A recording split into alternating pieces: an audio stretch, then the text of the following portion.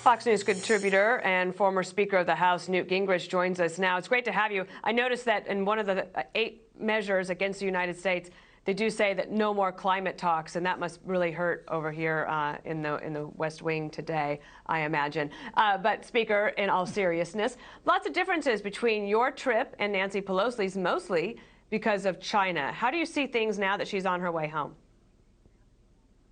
Well, let me point out, first of all, what a total lie it is to suggest that China is doing anything on climate. They are building the largest number of new coal plants in the world. They're the largest user of coal in the world. The objective fact is they do nothing on climate unless it's to their economic advantage, and they have consistently chosen cheap energy over climate. So this kind of stuff's baloney. Second, they are the producer of fentanyl. Fentanyl is killing thousands of Americans. We are the people who should be really angry at China, and I think we ought to understand that. Xi Jinping is up for election for a 3rd term. He is trying to replace Mao as the leading Chinese dictator. He's probably very shaken by the fact that, he can't conquer Taiwan. Nancy Pelosi visiting directly reminded all the Chinese that Taiwan is still independent. And I suspect what you're seeing is a frenzy, that they don't know what to do. And I think we ought to react, one, by doing what Admiral Stavridis has said, and making Taiwan a porcupine, providing it with every defensive weapon it needs to knock down Chinese aircraft, to sink Chinese ships, to make it impossible to invade the island. And then 2, we should remind China they're very vulnerable. We should not get sucked into focusing only on the Taiwan Straits. They have vulnerabilities off Shanghai. They have vulnerabilities off Hong Kong. There are a lot of things the United States and its allies can do if the Chinese really want to get tough. After she had visited Japan, she did go over to Korea, and she visited the DMZ. And she said this in a tweet, that we conveyed the gratitude of the Congress and the country for the patriotic service of our service members who stand as sentinels of democracy on the Korean Peninsula.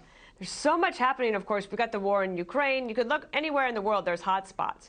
But this seems to be a growing area where the United States really has to focus.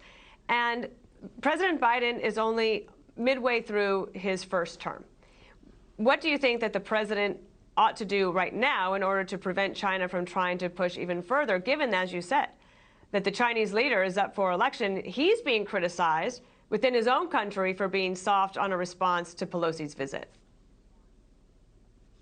Well, I think the Biden administration is trapped between, on the one hand, the sort of Hunter-Biden relations financially and openness to China, they've actually softened our policies with China from where Trump was.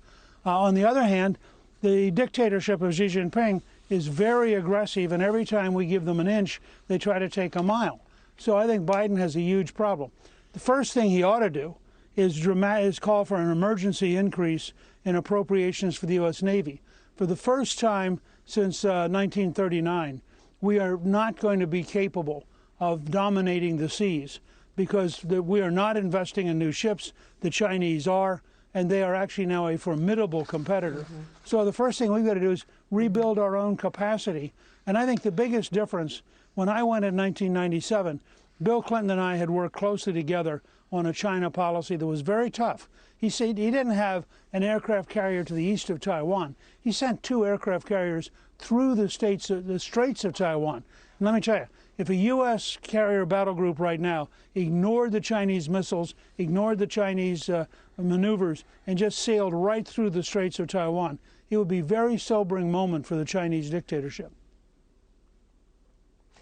Former Speaker Newt Gingrich, wonderful to have you with us today. Thank you, and have a good weekend. Ready with you. Thank you. Thank you. Hey everyone, I'm Emily Campagno. Catch me and my co-hosts Harris Faulkner and Kaylee McEnany on Outnumbered every weekday at 12 p.m. Eastern, or set your DVR. Also, don't forget to subscribe to the Fox News YouTube page for daily highlights.